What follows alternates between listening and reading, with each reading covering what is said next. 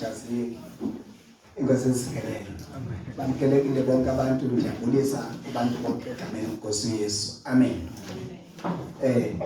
Mamelani ke futhi khani ke nigcwale le nto. Saloko ndiyithetha sawuthi sigcwale sonke. Thina asingomacawe. Asenzi ngendlela ethile.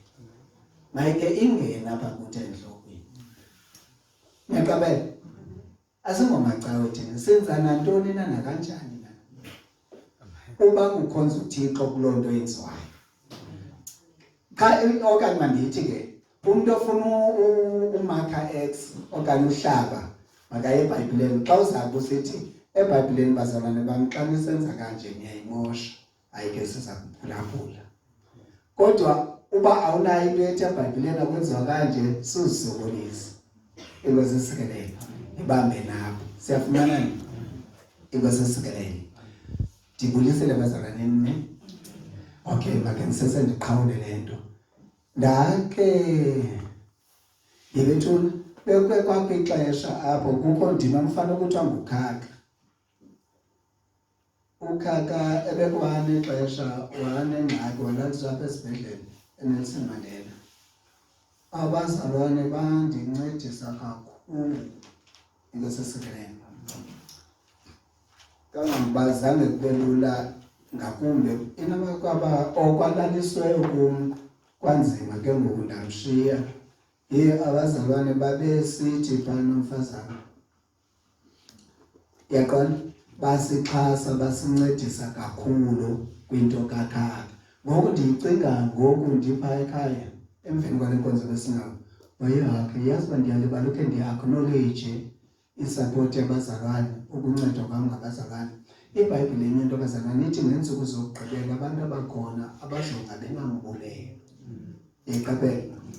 Ngoku ke ngokangubana ke ngoku kwelinye icala ndixolise loo nto ngelithi okanye ifuna siyithathe kwelinye icala ngelithi ifana noba wenze into erayithi entweni azange akubuleli. Suzisokolisa utyhafe uba ungaphindi umenzele into erayithi okanye wenze into erayithi nakomnye umntu. Qhubeka wena usenze into erayithi. Sungene endaweni, sungene uthini ukubulele na. Uburayithi, ubuyenze uyigqibile uba erayithi. Yazi abanye abantu bakathi ngoku besenza into erayithi ngoba i-acknowledge into erayithi yakhe. Abalathi hayi ke namzayeka. Ngoba kuyacaca uba akho mntu uyiqaphelayo nekuba ndenza into erayithi mamuvusaka. Yaqaphela. So uba uconvinced, uqinisekile wenza into erayithi. Kangento yobana mna ifana noba mna ndenza into erayithi. In fact ka ndenza into erayithi uyi-acknowledge undenzela intloni.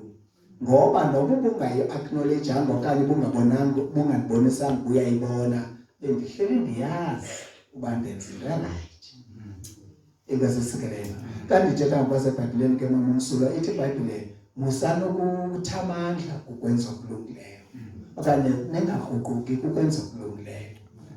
Laa nto ithi okulungileyo okwenzayo kunconywa kunganconywa, kubonwa kungabonwa, sutya kwenze kona ngoba kulungile.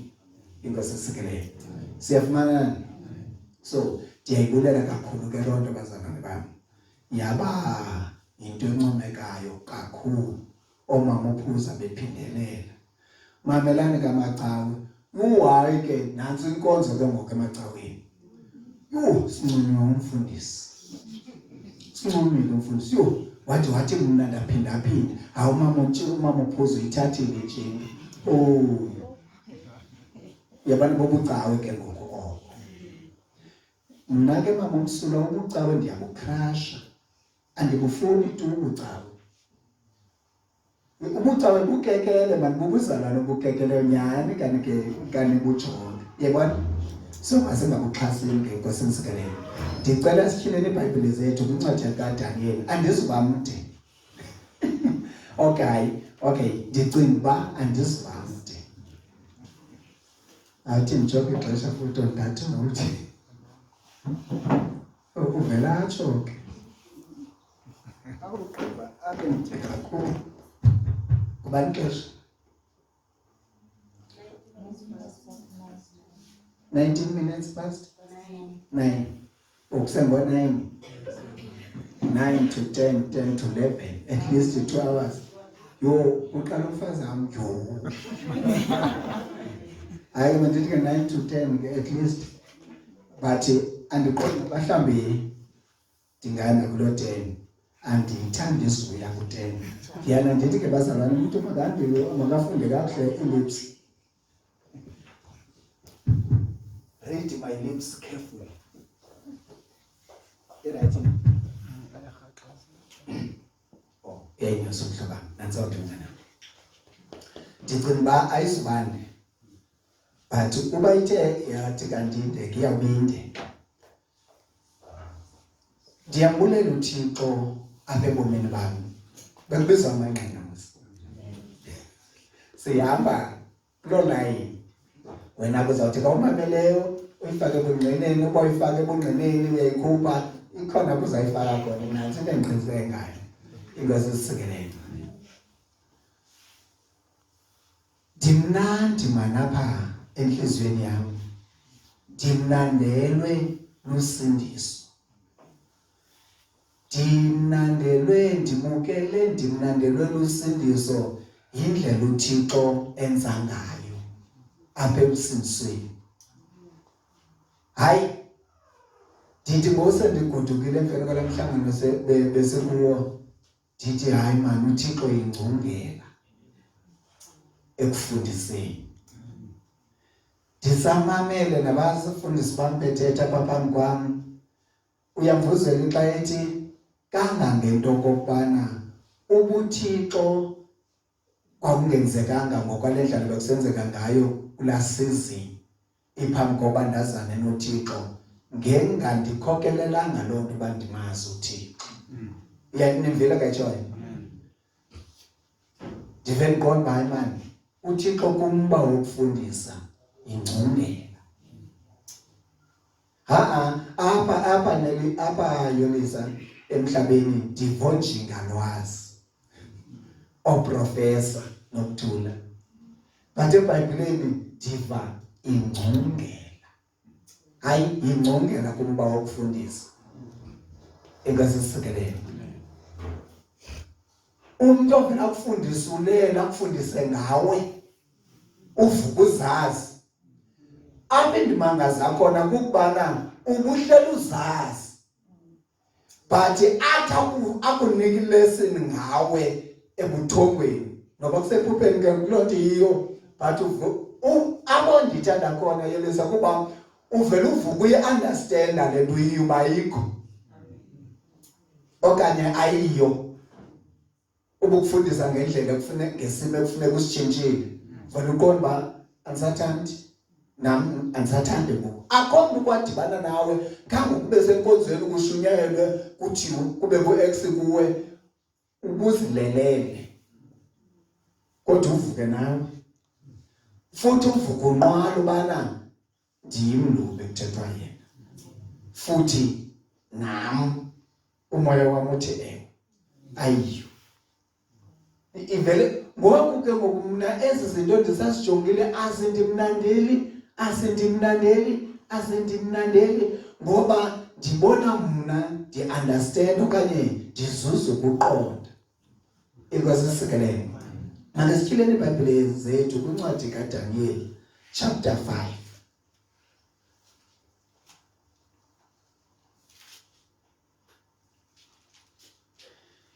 Ndizawufunda indawo eninzi. Okanye singafunda indawo eninzi. Singathethi kakhulu.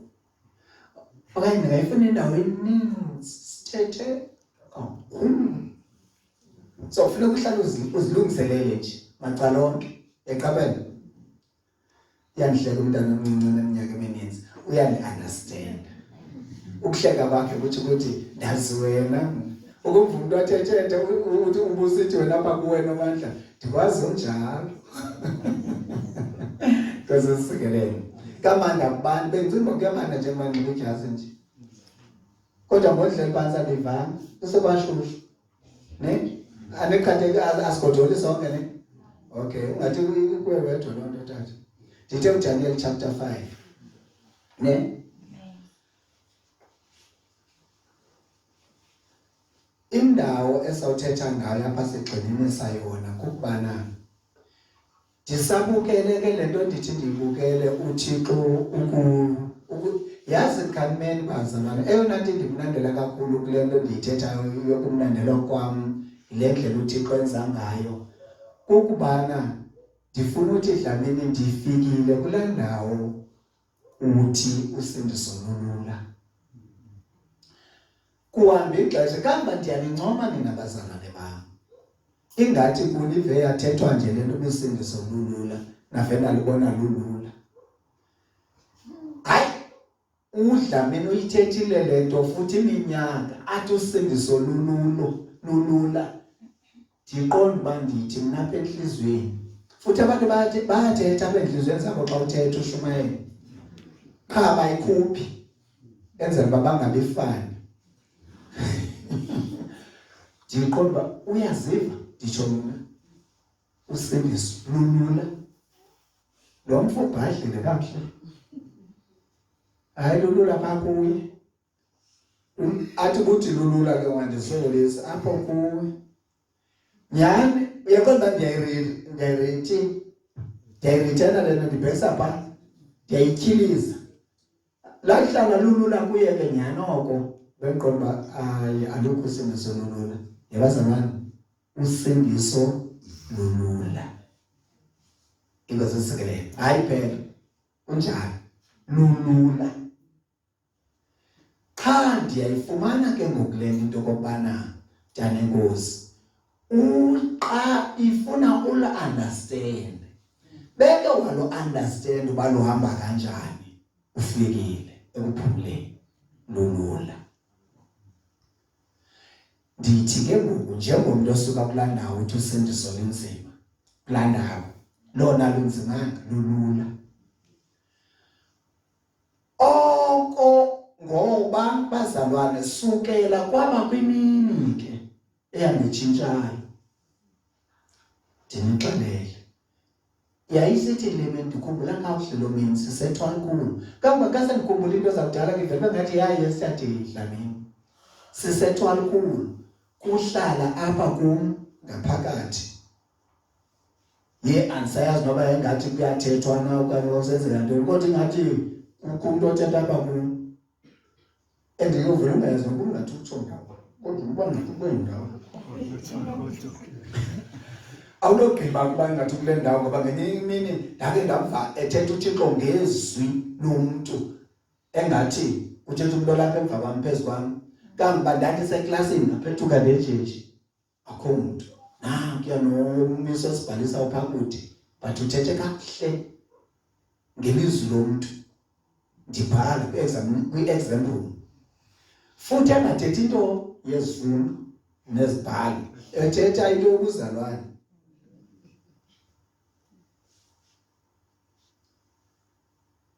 lo mini ke kwathi ukuba ilizwi likaThixo andilenzi njengoba linjalo ndiyakhetha soze ndisindiswe njenganjalo noThulu kulalani yakho ndiyayihlonipha ngalelo yakho noThulu ithalukhulisa elalini yakhe sesikolweni pha kum ngaphakathi kuthi ukuba elizwini likaThixo ndiyakhetha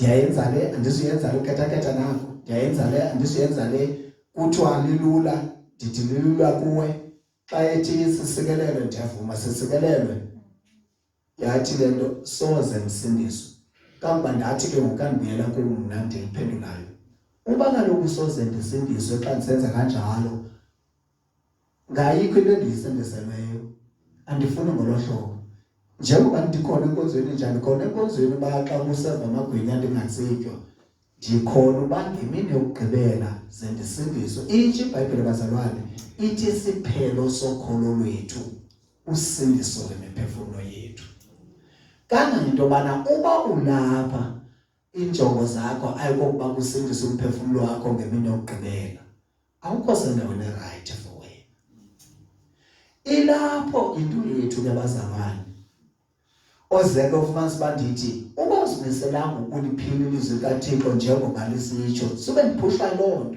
ndiyayazi basoze usindiswa.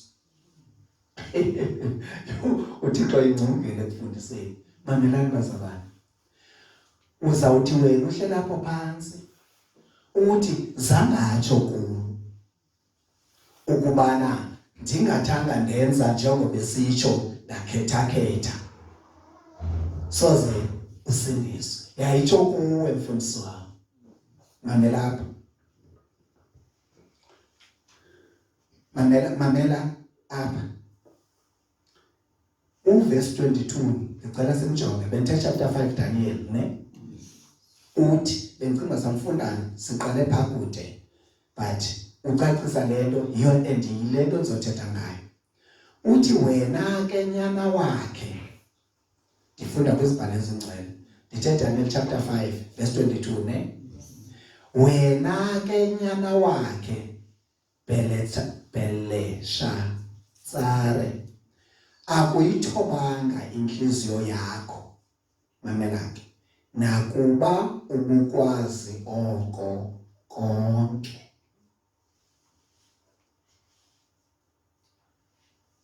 Yeva, wena ke nyana wakhe Beleshazzar, akuyithobanga inhliziyo yakho, nansi ke underline, nakuba ubukwazi oko konke. Kwenzeka ntoni apha? Mandiwarhoxisa amazwane, benthe singafunda indawo eninzi. Into ebebanga nditsho besizawuqala ufunda phaa kuverse 14 sibe sibhalele apha ku-22, but ndigqiba ngelithi mandingabisalichazi ibali lonke ndiliqale phaa ku-14. Ndingaske ndiyofunda ke okanye ndizawuzama ukuliyenza ukuligoqa ne ezenabaniyefu. Ameni, ameni, anozeli ne ndifuna sive apha kuthethwa namazwi abhekisa kunyana kaNebukadnezar. Ilithe libali uNebukadnezar wayeziphakamisile, wayeyinganga semhlabeni wonke ezigoqa izizwe. Yaqaphela uThixo emphakamisile emnika amandla kuzo zonke izizwe. Kangoba wayegoqa noIsrayeli uThixo wayembetha ngaye. Yaqaphela mamela ke, waziphakamisa. Ekuziphakamiseni kwakhe waziphakamisa wazigqithisa nakuThixo. uThixo wamthoba, wamehlisa, wamlalisa umbethe, wanyakamisa umzimba wakhe ngombethe. Yaqala yaprofethwa loo nto, wabona iphupha ne wabona iphupha walichaza uDaniel uba into azayenza uThixo kuye, wathi uzawutyutyana nenkomo udumasi uThixo. Uthi uthini? Udumasi uThixo uba nguThixo. Yenzeka loo nto ne lafika ixesha yazalisekisa, esahamba phezu kwephahla lebhotwe lakhe wathi khangela le Bhayibhile oninji yenziwe ukuqina kwesandla sami. Ithi iBhayibhile namazwi engekemki emlonyeni wakhe. Wamthoba uThixo, kwavakala ilizwi lathi ugxothiwe phakathi kwabantu. Kwenzeka naw ke apho sikhoyo uthi apha uthi ke emveni koko ngoku kwenzeke isimanga apha. Le kumkani inguBeleshazzar unyana kaNebukadnezar wenze isidlo, wenze izidwangu bezakhe, izihandiba zakhe. Kwamnandi suka kwabona isandla sibhala ejongeni, sibhala umbhalo ne okay. uDaniel uyabuya, bazama uba ufunda umbhalo niyalifumana ngosibani wena kungalazi ibalo ziyazivela. Wazama ubiza iingcali zakhe uba zichaze lo mbhalo uthini. Number 1, lo mbhalo ubhaliweyo kubonwe nje isandla, basingaboni isandla into ephela apho biphela apho. Cha, imino ibhala. Lo mbhalo siba ngawufunda sonke asikwazi. Xa singakwazi ufunda icacela sizwazi ukuthetha ukuthini. kwabizwa izazi nentoni zelalizwe azakwazi. Ithi iBhayibhile waziswa uba kubathinjwa bakayihlo baseBhabheli kukumfo kuthiwa nguDaniel onomoya woThixo. Onomoya woThixo. Ekabela akho phupha angalaziyo, akho nto angakwazi uyenza, akho mbhalo angawufundiyo, angawufunda lo mbhalo akuxelele uthini. Hayi ke naye wambiza uDaniel wathi uDaniel zakwenjinji uba uyenzelele. Uthi uDaniel izipho zakho mazibe kuwe, hlala nazo. Kodwa ndiza kufundela umbhalo lo, ndikuxelele futhi ukuthi wawuthetha ngemenemene, ne? Menemene tekele. Okay, andikho apho. Then athi ke ngoku uDaniel kuye ethetha ngamazwi. Uyihlo waba nobunganga, waphakama umhlaba wonke. Impazamo yakhe waziphakamisa nakuThixo.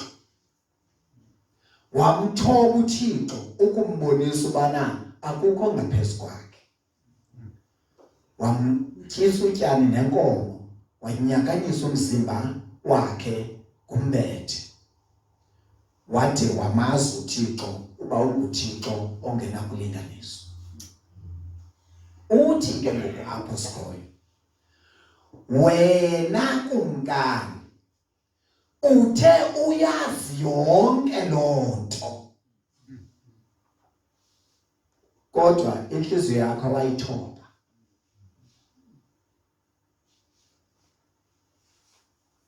Uthi ukuthi le kumkani yayivile ngale nto yenzeka kuyise.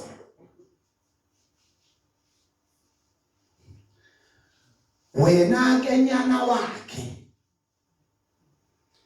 Belshazzar akuyithobanga inhliziyo yakho nakuba ukwazi oko konke. Ndifuna sibambe le ndayithi mama Msula, nakuba ukwazi oko konke. Awenza nantoni? Awuyithobanga inhliziyo yakho. Ithi le nto nokuthula masibambeni. Ndigqiba uthi mna apha kuni futhi ke ngoku bendinale nto ngelaa xesha bendinayo ibingekho le nomzekelo ndinawo othi ngemini ethile mamela into yatshintsha ubomi futhi idlamini busakhumbula uvamise ulibala mhlobam. Uba nisakhumbula ndaya ngaphambili eThwalikhulu ndayotshwa. Ndathi bazalwane ndihlaniwa yinto okokubana ukuba ilizwi likaThixo ndilithobe lilonke njengoba lisitsho ndiliva, ndiyakhetha soze ndisindiswe. Ndide ndithi ndizoyitsho loo nto ngoba ndithathe isigqibo soba yonke loo nto uThixo ayithethayo ndizoyenza ngolo hlobo ayithetha ngalo. Ndithi ndifuna into okokubana xa nibone ubomi bam butshintsha seniyazi makubusuke phi, ningathi ndanifihlela niqabuke seniqaqile. Ndathetha ngohlobo namhla. Inkosi isikelele. Lithiwa ndim ke mntana enkosi, uzawuthi omnye mayoli akakatsho uThixo kum okokuba ngaba ndiyakhetha ezwini lakhe, andilenzi njengoba libhaliwe okanye njengoba ndiliva lisitsho soze ndisindiswe. Akakatsho iseyakho. Uba utsho kanjalo, ngamanye amazwi apho ndikhoyo ke ndisekuthini, hayi le nto ndiyithetha yodwa. Uzawuthi umntu okanye omnye umzalwane kuwe, mzalwane wam, hayi yimithuna, wathi omnye umzalwane futhi ngathi ndiyiva kuwe le ewe yayithetha nguNokuthula, ndiyayibamba ke into Nokuthula ndiyigcine mntana wethu. Futhi wayithetha futhi ngathi wawuze apha ngaphambili. Isingakuba kwi-morning devotion zasakhumbule kakuhle ukuba yayithini session. Uthi mna bazalwane ndiyamyeka uThayithe kumnxiba ngoba ndive uDudumayo esithi wathi uMoya Oyingcwele kuye uThayithe makamyeke kuba yibhulukhwe. Nam ndiyamyeka wena uplaga kuDudumayo. Usayikhumbula? Unasizwa kwaDudumayo? Wawusenza yona ngokwelizwi. Akudinge kubana laa nto ithi Yolisa, le nto uThixo ayithethe kunamhla waza unamhla wayithetha kuwe. Akudinge kuba uThixo abuye azoyiphinda kuwe ngoba wena nguwe. Ugqibile. Ityala ebengabuya iphinde kuwe xa unamhla vele wayenze yakhe yedwa. Nangona eyibona uba le nto iyachaphazela nomnye. Zihlobo zam, mntakwethu. Mna into uThixo athe kum, okanye masithi uMoya Oyingcwele athi kum, hayi kule nto. Ndiyana ndicinga uba uthi hayi kuba ndingumzalwane. Ndikwabeleke ndakukubona into okokubana ukhangele kumfuna uThixo. Uthi ke kum wakuthi hayi ibitsho kuwe, ndiqonda ubunyanisile. Ibitsho kuwe, ndizikwenzela isithukuthezi ngayo. And ndiyivile. Ungacingi bazayeka. Hayi ndizoqhubeka nayo. Inkosi isikelele. Phambi kokuba ndi-understande le ndawo ndifunda kuyo, ndisaya kuthi phambilini, okokuba ngaba mna umzalwane besendaweni ethile kukhonzo, bendingekho mna, azabuya athi kum, yeyi bekungemnandi sisendaweni ethile. Kwathiwa. Ndifumanisa uba kwandazithetha nendawo ezivelele, endizinothayo. Ndandishiyeka ndisithi, ndiyana ndishiyeka ndisithi entliziyweni yam, ndingekho pha. Futhi bendingazi nokwazi. Kodwa kutheni uba iphindise kule? Usho ukuthi ifuneka nalapha kum. Andizolisa. Ndiyinxiba, ndiyenze yam. Engasesikelele. Ngoba into nabiseka undifunde iBhayibhile yam apha, andiyazi uba suke ndikhumbule le ncwadi kaDaniel, ndiyiqale ekuqaleni samkhweza nawo. Kanti ifika apha indibambe le ndawo, indihlalise kuyo. Ubana man. Lo mfana into yathethwa kuyise neyenziwe kuyise ebefana uba yena uzeke emzekweni ngokwendlela ilizwi likaThixo lithetha ngakhona. Angalindeli uba uThixo akayifuni loo nto nangoku makazotsho nangoku. Wayetsho kubawo, wayengayifuni ngexesha likabawo. Zangathi uThixo kulaa nkosi ubana uziphakamisile ngoku. That means kwixesha elizayo andizibana ngxaki nokuphakama kwakho. Wathi uziphakamisile. Kutheni le nto siphepha?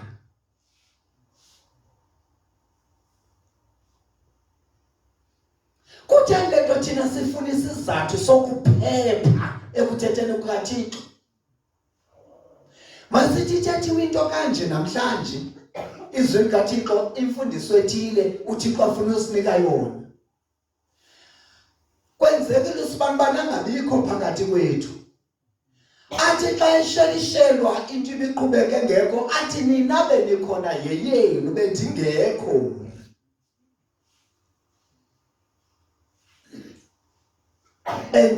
Inga-apply nyhani kuye. Akasayibali, akayiboni nale nceba kaThixo ukubana ebengekho. Ufumanisa uba nokungabikho kwakhe wenze isizathu sokungabikho. Ibineli bukho. Sele ke ngoku uThixo ebenzela inceba aphinda ayizise, sebalekile njalo. Bathathana. Yeyenu nina benikhona. Uthi ukuthi funa niyenzeke nina nivile andiyivanga. Awuyivanga nangoku seyiphindile apha kuwe. yile nto ndithi ke bazalwane bam xa ndibuzayo kutheni siphepha.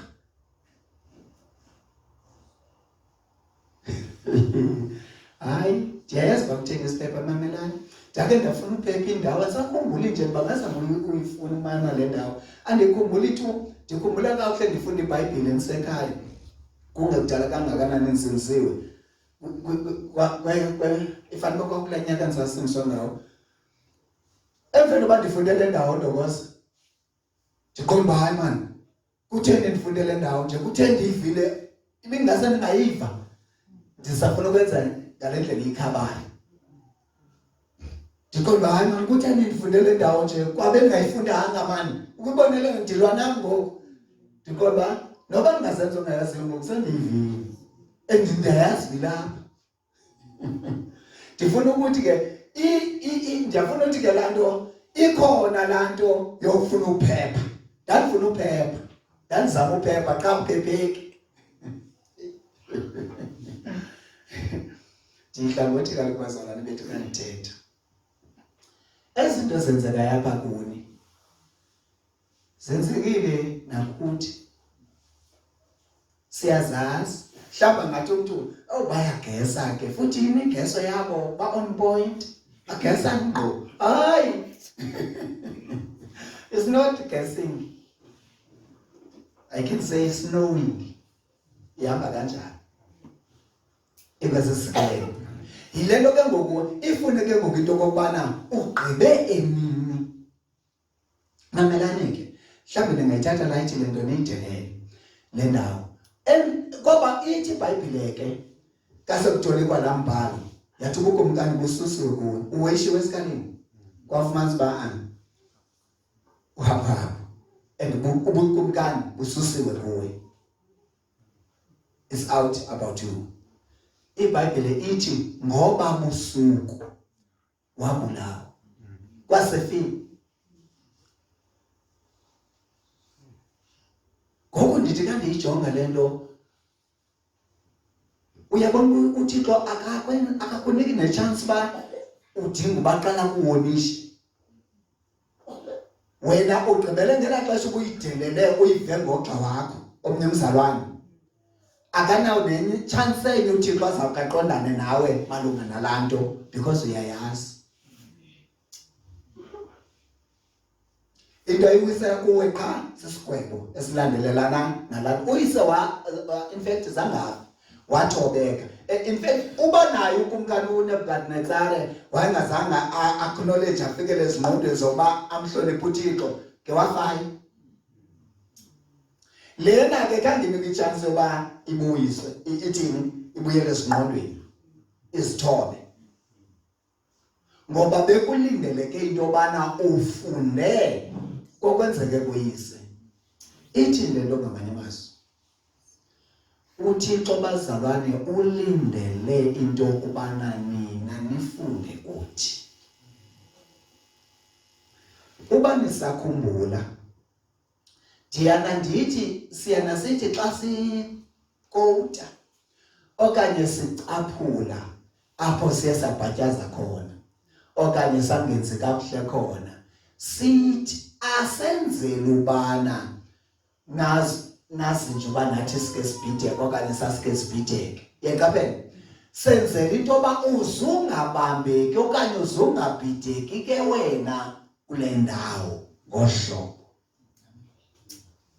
Masithi umzekelo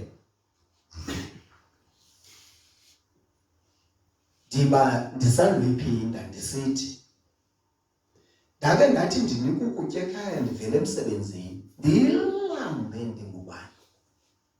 Hey ndithini yayiphela mos i-hour ndisuka emsebenzini ndiyofika ekhaya. Xa ndigoduka ndithande ugoduka ndinendawo uhlala ngapha emsebenzini qhaze ndithande ugoduka ndiqeshisa. Yayiphela i-hour ndisiya akho kwamoto ndifike ndimlambe. Hayi kuthiwe ngqi ukutya phambi kwam. Ndithi kandingathi ndingaqalisa ukutya ngokucacileyo again kungaphakathi lam kuthi imbova. Imbova nephi leyo? Hayi ukujonga. hayi ayikho imbovane indlala le ndithi ayikho imbovane indlala senthi ba understand nami ke kakulanto yithi hayi le mbuzane ibonakale kwesasitya sakho namhlanje bendiqhuba ikho kwesisakho yo endile nyama ityebile okanye manje hayi nabazana leyo kanti ndangena ne-idea edlemsini kwela cala lethu intshatshe le mbuzane yanodlameni ndake ndane-idea ke ngoba yeyi ngase-ke kuthi kusafika ukutya bendiqala ngenyama kuthi ukubona imbuzane inyama bese ndiyilungiselele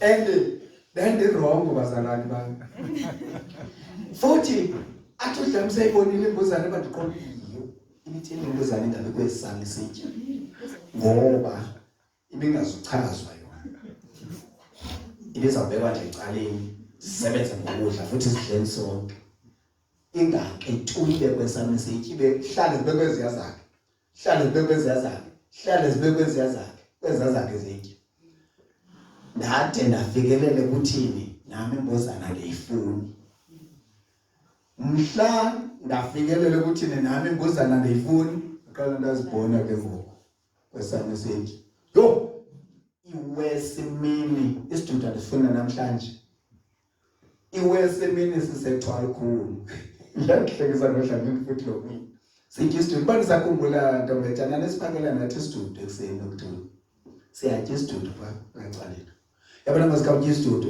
yabona lali ngathi utyisa umntwana ukuthi hafu yecephe uphinde ihafu yecephe eshiya ecepeni kuba siyatshisa nojesu kanti gqibokhupha nantsi ngaphezulu ndithi yho bazalwane nantsi imbovane iphelele nje mamela kubhuti wakho utata nakho uvele wayosula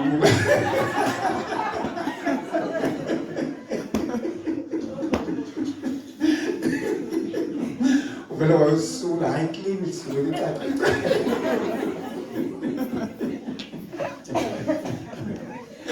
kasesikela futhi ndabe ngikhomba hayi ndiyosula ndiyosula yakabela yazi andiyazi abantu banjani Dlebs yazi nina uba yayinini say omnye yo hayi irabhile ngendlela yakho ibe isu kubona lona ngeke ingxabane enzima thini rabhile nje nyandiyosule nansi icaceni inhle futhi kaloku ibiphakathi le mbovane apha ecepeni esidudwini ndavela hayi naye ibrasha ndavela kakuhle ke wonke umuntu wayibona futhi kwangekho nothi ingathi into imbuzane into hayi ecece le mbovane ibrashile mamelane eyona seyixakile ke ngoku sisuke enkonzweni eNgqanguba sibuyele ekliniki eNgqanguba kuDlamini wayesebenza phaa mina ndisebenza eNgqongqo yeyi ingqondo nge-operate kuDenge namhla senze iti iCremola iseplastikini nayo livulwe nje koneni iCremola ayisigalele futhi ndiyazibona into ezimnyama ilight ayiqhamanga futhi nangoze nisethini ndiyabona into ezimnyama apha ngaphezulu ingqondo yami ivele ithi yirikofi ikofi ye ansa mina ndenza uqala nona ntseka ndoxoxa imali senza kuqala hayi sazilungisa nje kakuhle ngoba uDlebs kayenza into emva kwethu ye elibisi linembovane neliqaphele bazalwane avenda cime into engicimelisa ukubana ezanto zimnyama ndingazinakanga ngaphezulu ndithi ikofu ethini yam bezininzi futhi yayinganyama bazalwane ndazilungisa kakuhle ndazibetha imzonke futhi yo ndive ndiqonde iyo ibizingofana mamelake ngengomso kusasa yaphinde wenziwe ithi ndingalisebenzisa ibisi laa nkosi ngoxela imali igalela ibisi hayi bazulu masimsebenzeni elibizo imbovane azikho tu siqale ngazo nomntaka wethu saziqhipha kwayizona.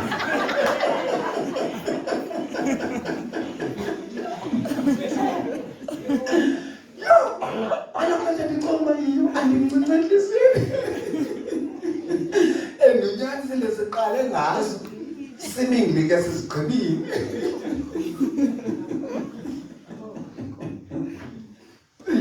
Uyayibona? So, mamelani ke sikule close yembovane ke ngoku. uDlamini baseGxamesini bangabazalwane bathathu. Useyiqaphele yena nomnye umzalwane lo uba azikho right imbuzane ikuLeviticus. Amnye lo mzalwane kusukuthi umngqusho unembovane. Bathi abazalwane unembovane lo mngqusho. Ilunguzo hayi aziphethe imbovane ndo. Ndanyeke ndwananca anathambisi. Afuthi ngezimnqusho hayi masimtyeni bazalwane nomngqusho. Anonke akuba nonke abazalwane mamzawutamna. Hleli nengenathambo lento. Endimozi kukwakho la nto laseyi ngoba imbovane ayinathambo. Okay. IBhayibhile khange ithethe ngamathambo embovane masingawadli okanye masingayidli imbovane ngenxa yamathambo ayingosuku kaloku siyayazi. Khange yeyethu le yamathambo koko kuphepha ke hayi ayichokum hayi ke ingabinamsebenzi le yakhe umzalwane wabantu athi okay kakusasa yabazalwane alimele ke ndilamulele iphupha ndiphuphe bamamela abazalwane ndiphuphe abazalwane ndihambe emgxobhozweni futhi besihamba sonke Kam mna ndihambe emgxobhozweni kodwa mina ndihambe emhlabeni orayight ongenamgxobhozo. Hayi bazalwane ndiyaguquka ndiyayiqonda uba yintoni eliphupha besabhidekile bazalwane zezambovane zala mngqusho hayi nam bazalwane nophinda ndizophinda ndizitye imbovane. Yile nto ndithi uThixo yingcungela ekufundiseni. Uphuphe ehamba emgxobhozweni ehamba nabazalwane ababebenabo behamba kakuhle emhlabeni ubona yena ngokuhamba nabo kodwa kule yakhe indlela iqondene naye ngomgxobhozo. Uthetha uba ke ngoku wena ulapha uyivayo loo nto ufuna nawe uphuphe lakho iphupha uhambe emgxobhozweni ngoba wena usitya izinambuzane. Uzokuzofunda apha kweli bali lale Nkosi.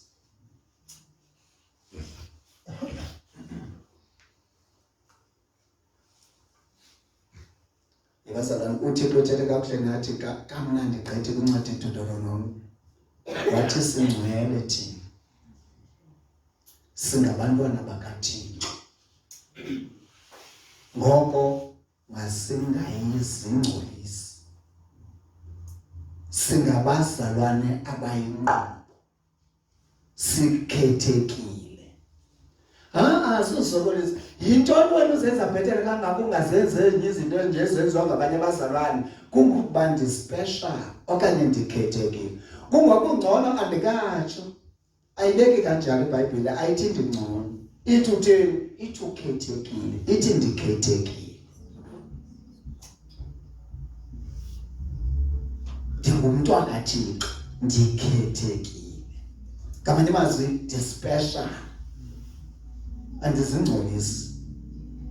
Nangayiphi hayi abanye abantu bathi iyonisa yami ithetho ayibhekisa kumaSirayeli asingomaSirayeli. Kwangekho umSirayeli kula madoda. Yayinhlanga uDlamini yenye lo madoda.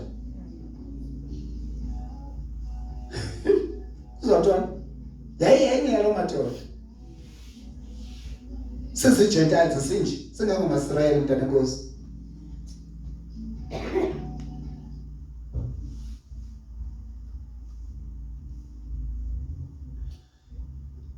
Into ethetha ukuthi ke ngoku akudingeki into okubana into uThixo ayithethe kumama uMdleleni ayithethe umama uMdleleni akudingeki ukuba uyazi uyithetha kum eyithethile umama uMdleleni. Into elindeleke kum ndiyivile umama uMdleleni uba uThixo uthini kuye malunga naloo ndawo ithile. Eyam into kuba ndiyithobe inhliziyo yam ndilulamele laa nto ithethwe kumama uMdleleni, nam ndenze likewise okanye ngolo hlobo. Ndingalindeli mna into okokubana akho nto itshoyo kum. Batsho njalo abazalwane xa bephepha. Hayi kum ndiyakuva uthi wena kuwe mamVusakhe, kum akho nto itshoyo.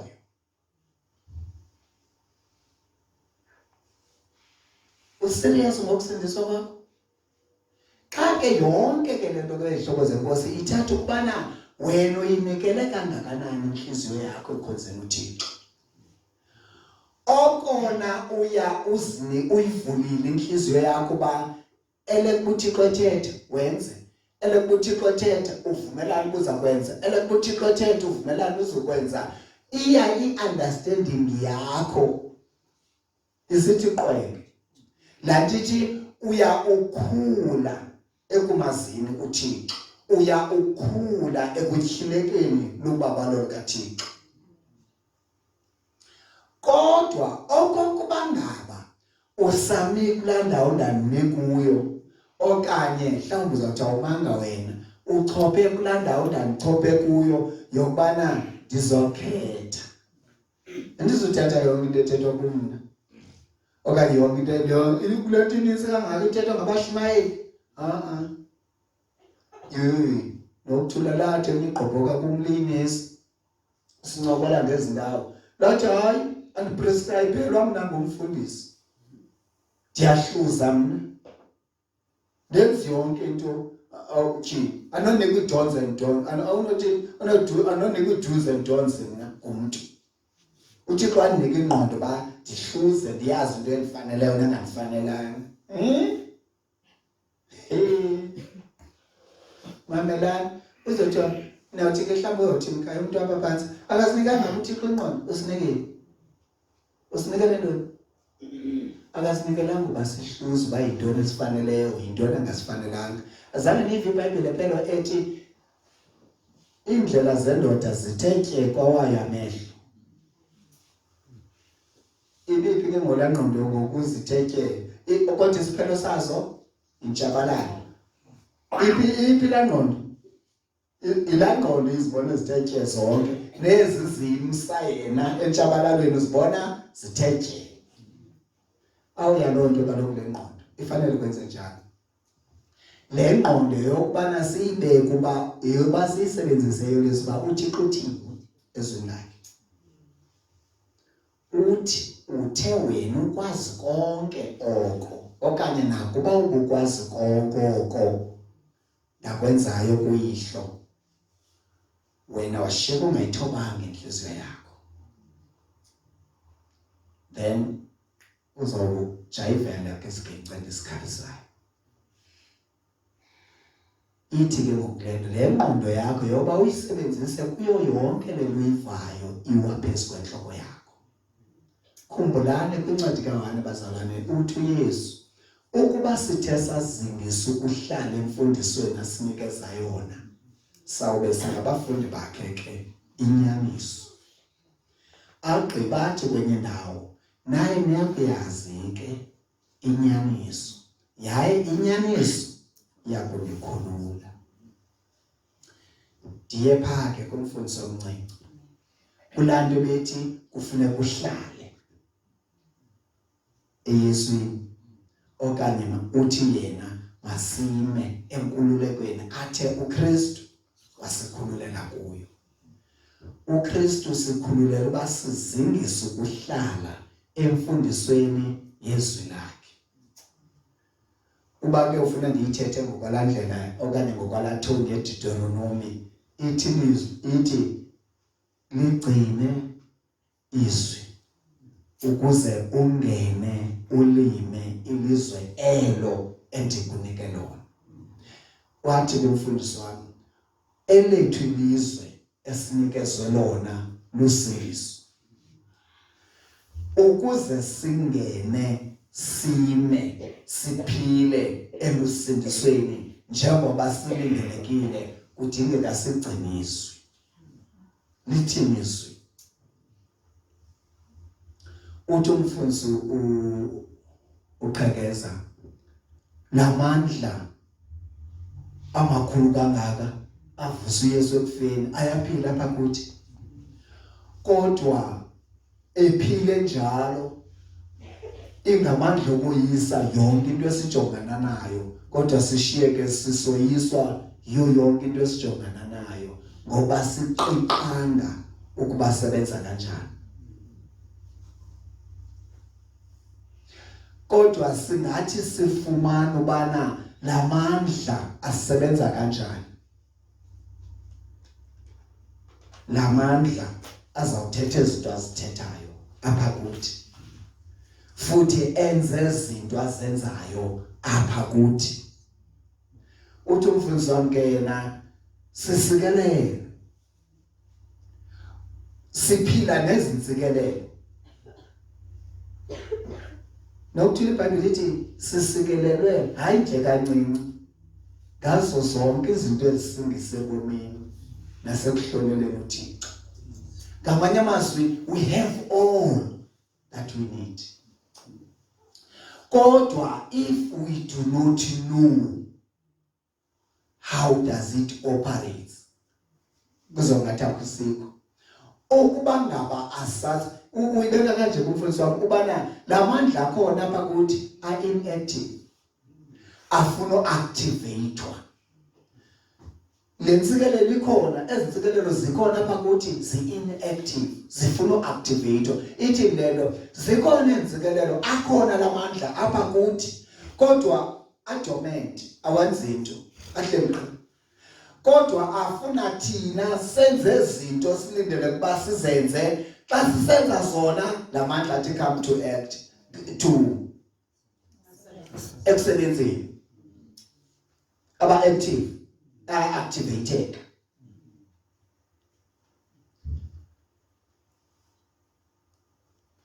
Asigaini whatever because we deserve, senze kahle, senzele into obana kwenzeke. Yayiva asenzele uba sitsho sifumane ubulungisa, sideserve into kuThixo. Ka ubabalo nje lusanele lwakhe ngoKristu Yesu sinako konke, sesikunikeziwe kokwethu. Kha thina sikwenza ke ngoku kusebenza apha kuthi ngokuthi thina senze njengoba silindelekile. Singabantwana bakaThixo, singcwele. Eyethu into ke ngokubana samkele lonke basingabantwana bakaThixo, singcwele, awugqiba silandele principles zabantu abangcwele. Athi come to power amandla ayasebenza. Uqale ke ngoku umve iNumeri 23:23 isithi kuIsrayeli imilingo nobugqwirha zizaze. Kodwa imilingo nobugqwirha ubuphila like anyone else azizuzazi. Azawuflya nawo utshilo umfundisi wami.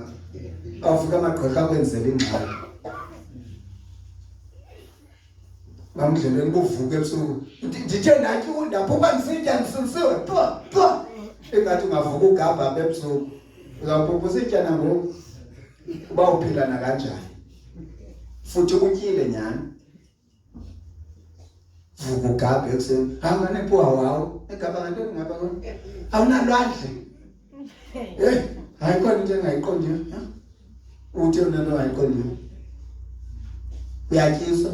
Utye nawe ngoba ubugqirha buzize kuwe. Kaloku ithi iBhayibhile ithi theni ngoThixo but you will die like mere men.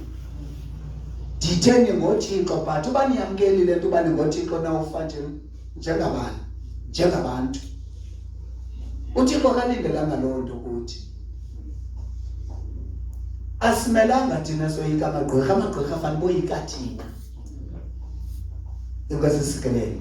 Kodwa basiziphethe like anyone else.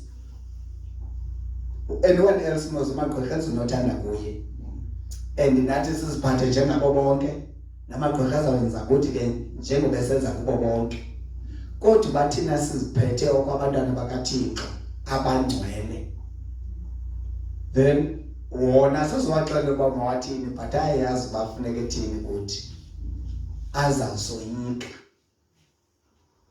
ingazesikelele ithi ngelo behlobo zenkosi ukuba ithe yafika into to your attention ukuba into ithe yafikelela kuwe ekwazini kwakho ibe lonto eyalapha emsindisweni khawusifundise ukuyi-observe okanye zifundise ukuyilandela ukuyigcina yabazalwane bami ndiyanithembisa you will never regret sozusola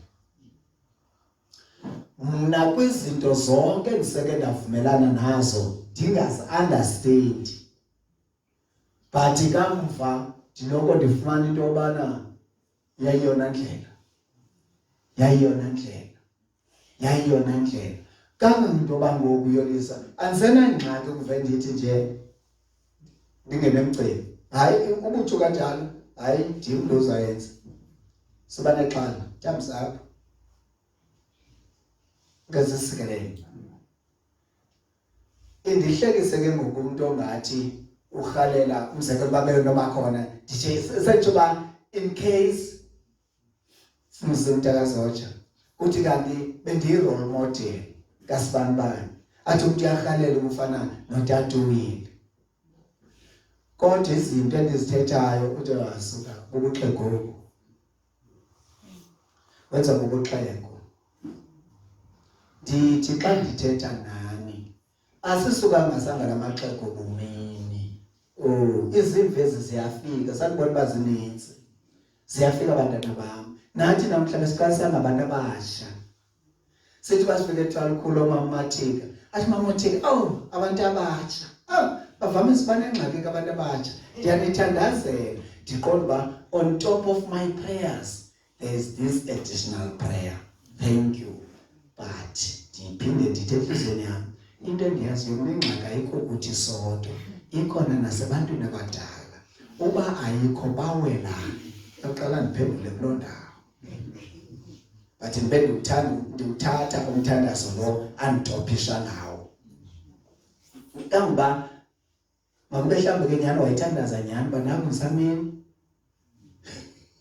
ngoba ke sibe positive silelokoxako sizamini yabona basithandazela nyhani kwesisikelelo emveni kweminyaka ungabona amawele kaNomthula abantwana yenza into ezingaka ebahle ngabantu ngoku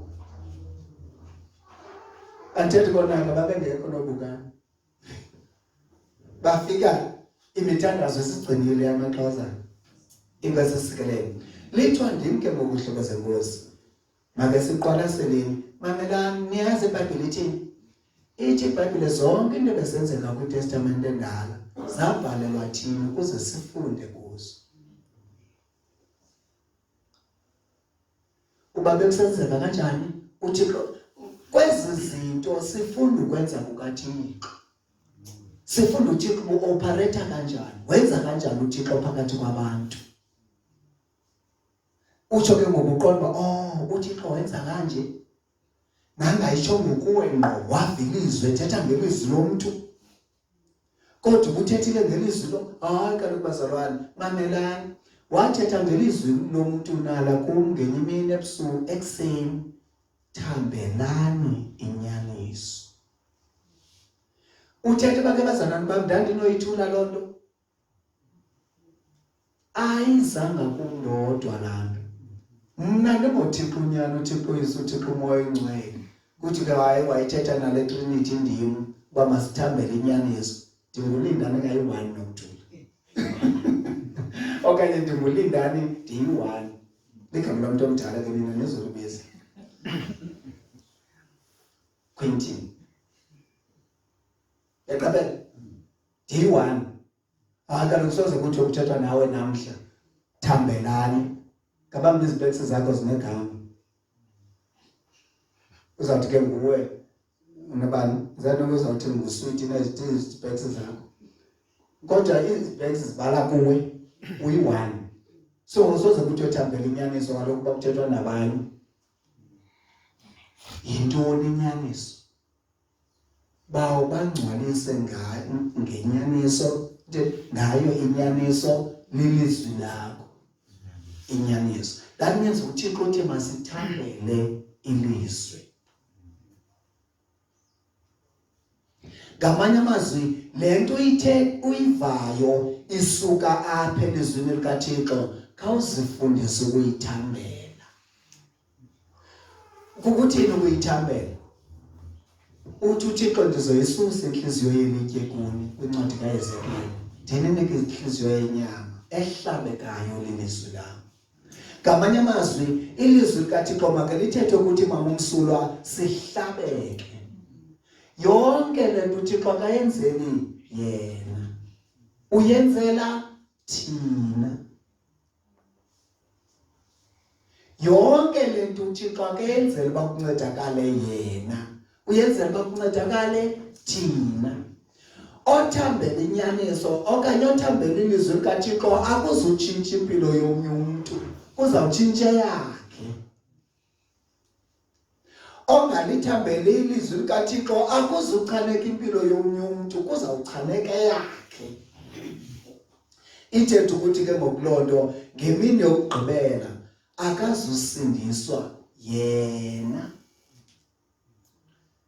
uthi ke ngokumbuso wami kasekuloo ndawo ubusindiselwe ntoni ke ngoku kaloku ndim lebethe nokuthula andizi apha enkonzweni ukuba kakuseva amagwinya zengatsetywa zenikwe nam mamela ke ngoku ubuntu ke ngoku ekupheleni kosuku phelo akasindiswa ebefuna ntoni enkonzweni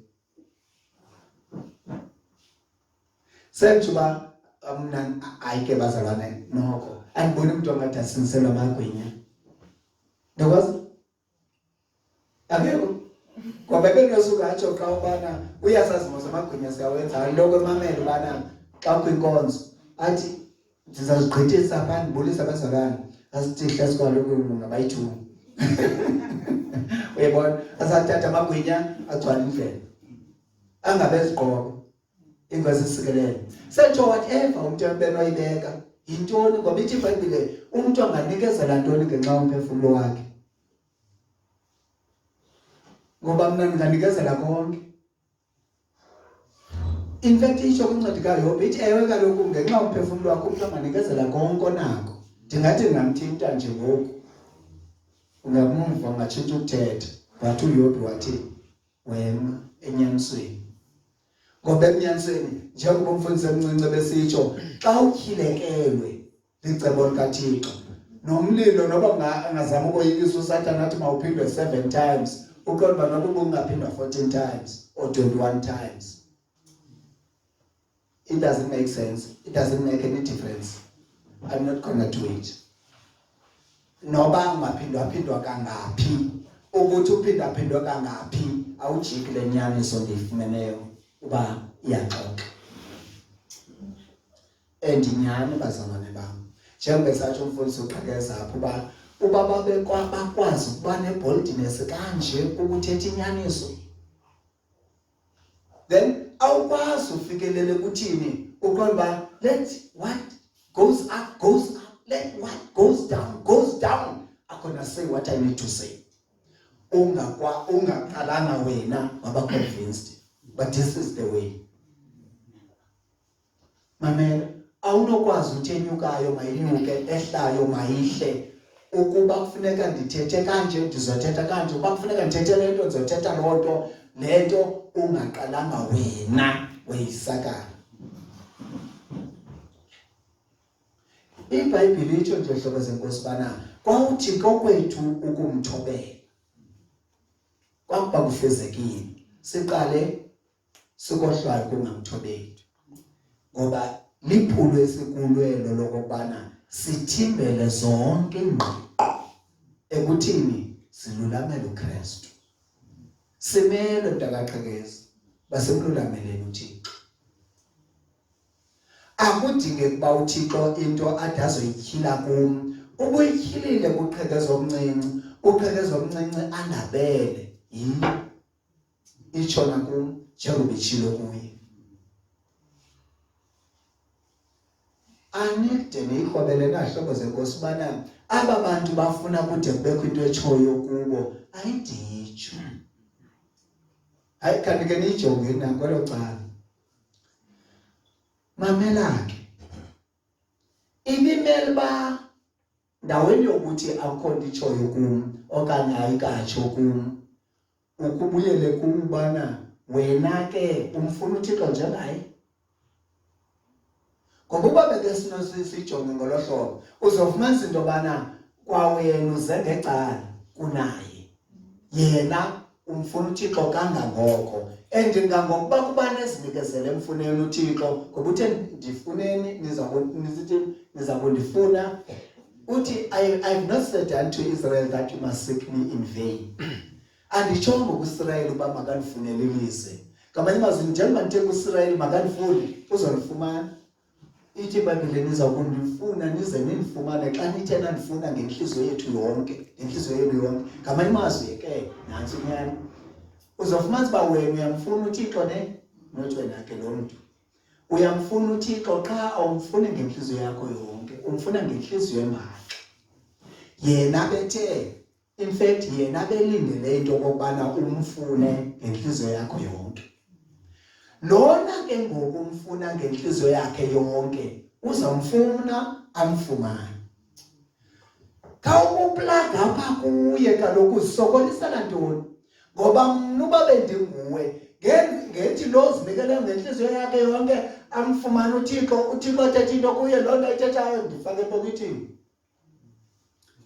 Ndifake epokethini. Awudatshona komwethu undivena mzithi ndithi yeyinile nasentlango. Inkosi isisekelele.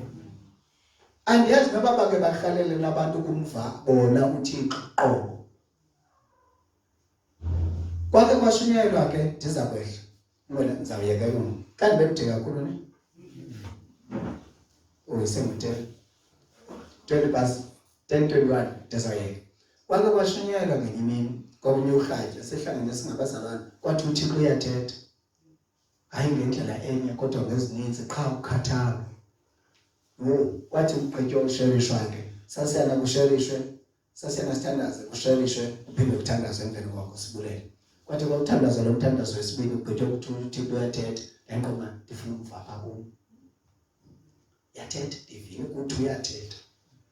Ndifuna ukuva apha kumntatsho. Kanti Thixo ndivile uba uyathetha. Ndifuna ukuthetha apha kum qha wandibhidisa. Kanjani wathetha nyani ngela xesha mamela ke. Ngeli xesha sasiyane ngosiphaya kulanda sasihlala kuyo ngesapha kuyophakwa. Sasithanda ke uyenjoy isapha yethu emveni komthandazo emva kwa7 sasinomthandazo osenza ngo7. Esikhaftini sami siya ayidilisha phaya ngela xesha. Futhi fanele ingathi kamini ndandimqala ekitchen. So xa umqala ekitchen awufumana nathayi nathi sisikhepe. Bendleza ke uyathi ufike pha uphambili. Athi naku kutya kudeke basemva ukuthi hey bakhulupana bayithandana enhloni gqitha kwabulo walapha kaphela. Athi yewili kuthini esasikhepe isosifile. Mamela ndithi ndivile uba uyathetha. Ndiyarhalela ukuthetha apha kum ngoku.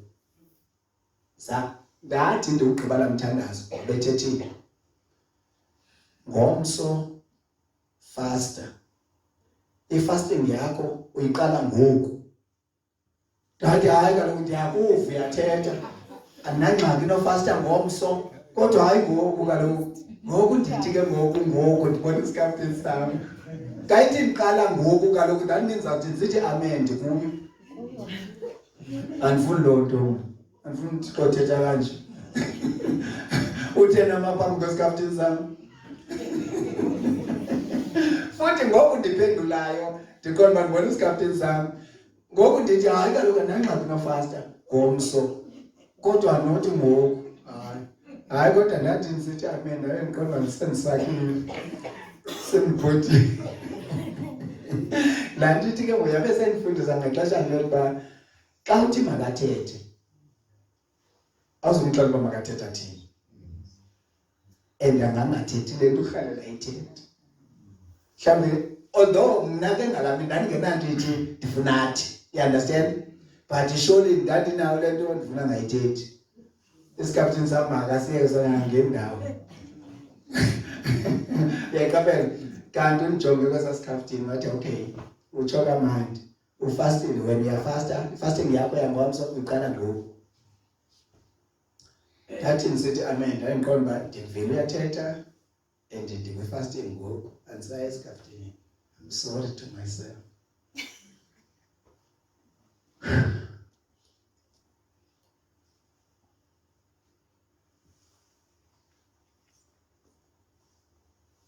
Sakhalela ufana nami. Kuke kuthiwe sutya ungatyi. Uzawurhalela ufana nami. Kuthiwa sutya khange ndithi ndirhalela ungatyi, ndithe ndirhalela ufana nowantu.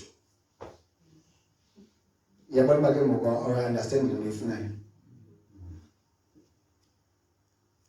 Ndiyayivale uthi mandingatyi kona ndizawutya qha ndiyafuna ukufana nalaa mntu uphambene. Singapha KZN uDlemse wathi endibalisele ucaba ebezawufasta umntana wenkosi lemini. Kwenzeka ke loo nto yenzekayo wakulungisa ukudla ubezawudla wakulungisa uyapheka kuDlemse. Andiyazi noba amandla siyamnika naloo opportunity. Uyapheka ke into engaxelela yona. Mna ke ndibethe uburhabaxa xa sekufika kwelo xala.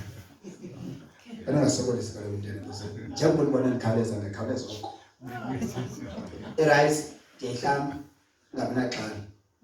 Ngala amanzi wam ngoku. Anqela iswele ngoku. Anqela amazambane ngoku. Ndifake aromathi ngoku. Ndiyazi urhoxa kwayo irayithi. Siyasebenza ngayo. Ikhaphetshu nezinye into ndaphetha ndiziyeka uzithenga ngoba andizisebenzisi. Namazambane kuba ndibona bathi ayashwabana ndifana ndiwanqunqele bana bona nawo ndawabeka ecaleni. Le nto pheka lisecaleni phekisa ecaleni phekisa ecaleni udlamini wenza loo. Xa engathi uzawudla kodwa ungazofasta namhlanje bungamelanga bufastile namhlanje waqonda kunjalo ngoko nangoko ayabikho kwakhe uhlala yedwa agcine efrijini komlinda kumandi ke ngento zesiqhopho kuba ifriji uvele kubeke pha kunuka kamnandi kunjalo kukulinda. Willing to sacrifice like that. La ndithi unawo umdla wokunikela kanjalo. Imali kaloku bazalwane sanofuna bangcwele gqithi. Mna ndandike ndilibala uba ndifastile ndisele ndiqabuke kaNgqibosela. Ndifuna uba yimbhanqa yantoni ndilibala uba ndifastile.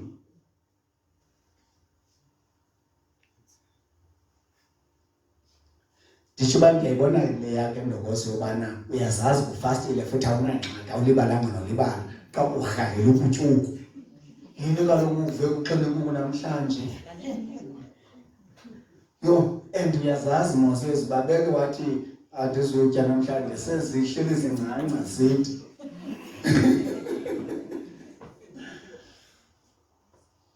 But ifuna ukuqonda osandike babeke kade bendinika igononda lonke. Phinde kubekho enye inyama apha ecaleni. Nditsho lo namhlanje sibethela la mntu omkhulu. Abona ngasemadlekodleke wakhe xa balakhona. Ndithi sekhokha kama into ezincanca apha. Ethathu uzakusebenzisa kakuhle yabona basezikhokhela kuyo. Ndithi ndizokusebenzisa seyivule. Wathi umama ke sithi hey utata uthanda nokusebenzisa. Uthanda ukusebenzisa. Enqonde yeyeke maqho.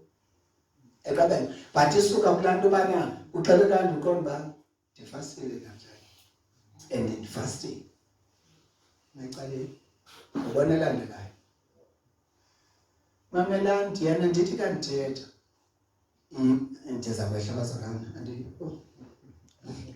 andiyazi ngoba ndigqothwa zento ezincinci ngoba ndigqibele uShumayela xa kukwabelana nani ngezindawo Tana Nkosi ndisanda usindiso lena ndithi uthi xa ndinceda ndisanda usindiso ndisanda usindiso njengoba ndisanda usindiswa nje ndibone eligoza ndirhalela usindiso lwalo ndilithanda in fact ndilithanda usindiso lwalo awugqiba ukulithanda ndandisekayo andiyazi andinaxoka ndangenawo lamava nawo ngoku ndimjonga uDlemzi ndibe nento ethi yho ufanele udlule ezintweni ezininzi phambi kokuba benje andiyazi nezo nto ndinza zazi into ndinento qaba ufanele udlule ezintweni ezininzi phambi kokuba benje but ndakomita ndifuna uba nje nami whatever it takes njengoba besitsho whatever it takes I'm willing to sacrifice abantu ke nokuthula bafuna uvela bengabantu ababonakala behamba noThixo kodwa they are not prepared to sacrifice anything into ezokwenzeka ke ngoku apho uzawuhlala urhalela ukuba njeya but usozoyibona it goes with sacrifice ayiqali ngoku lonto njengoba Yesu you can look anyone eBhayibhelini awunobona nomnye eBhayibhelini ongena sacrifice ayenzileyo xa uYesu 40 days enhlangu wabuya wazoba nguYesu bona uDavide phambi kokuba abe unkumkani uqale wagqiba iminyaka ebaleka uSawuli ezintabeni ehlala eqolombeni bona uJoseph phambi kokuba abe yihead yase-Egypt usuka kwislavery kubani ngamkhona noAbraham ebangaloli indlela yakhe wena kufuna ufana nabantu lento ufuna izinto vele zihambe ngohlobo ufuna ngalo aziqale zihambe ngohlobo ufuna ngalo ziqale zihambe ngohlobo ungafuni ngalo xa kuba lento uyifunayo ingapha kwezo zinto then go on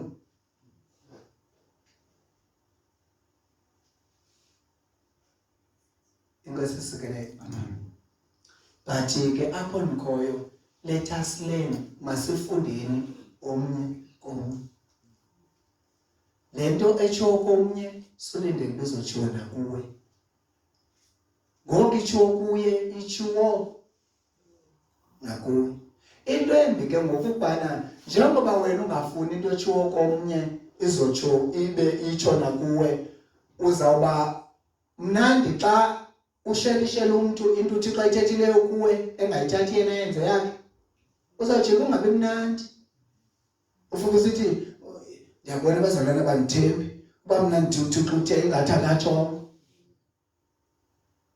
ngoba kaloku wena into etsho ngomnye umntu ayitsho ayithethi into kuwe xa unikwe zakho awuzithathi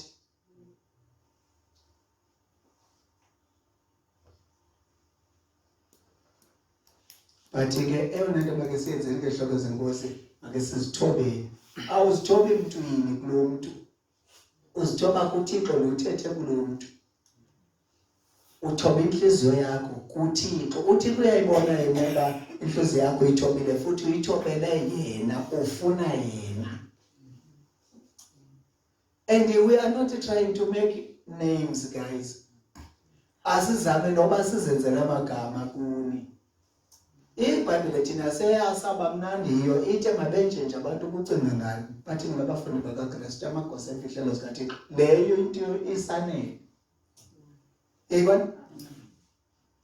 cha awugqiba wenzini lento ishoyo ngoba uyitsho ngoba uthi kuyitsho kuye ngoba ungumfundi kaKristu umfundisi into ngalolo then ndithathe nalonto nami ndingumfundi kaKristu nami yebo awuthathi ngoba itsho ngubani ubungenoyithatha kayitsho ngubani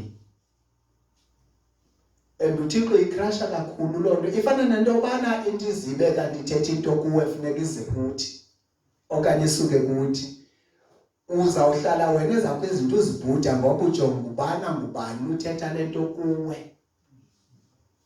awujonga uba ithini lento ithethwa kuwe eyibona ujonga gqthekileyo into efuneka siyenze kukujonga into yoba ithini lento ithethwa kum hayi ngubani luthetha lento msusu umuntu akangendawo ngoba wena awuboni Thixo ubona bani umuntu inkosi sikelele umuntu uzazifundela ekubaleni imnandi but uze ke mhlawumbe umuntu understand kangcono ndizamela ushwangathela but uThixo into ayenze kum ifana nalento umzekelo ke ngoku yokubana masithi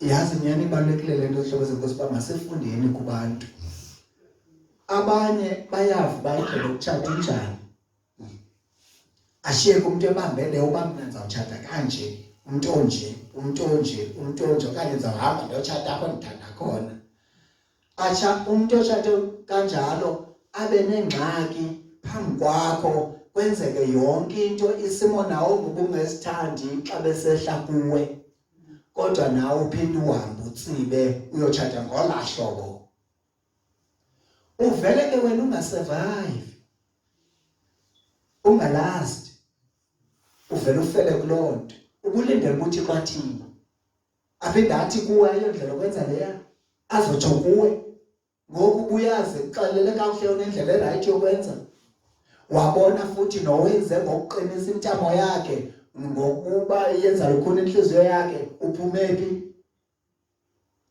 uphumile yena phaya usurvive nansi into esiyithethayo ngoku usurvive but you want to go through that route ipossibility kuba ke wena ungalenzi kwa ixesha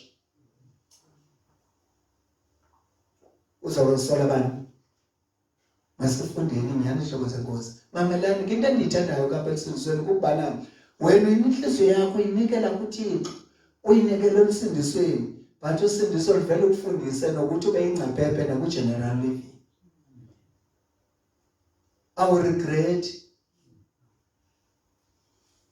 ngasisikeleni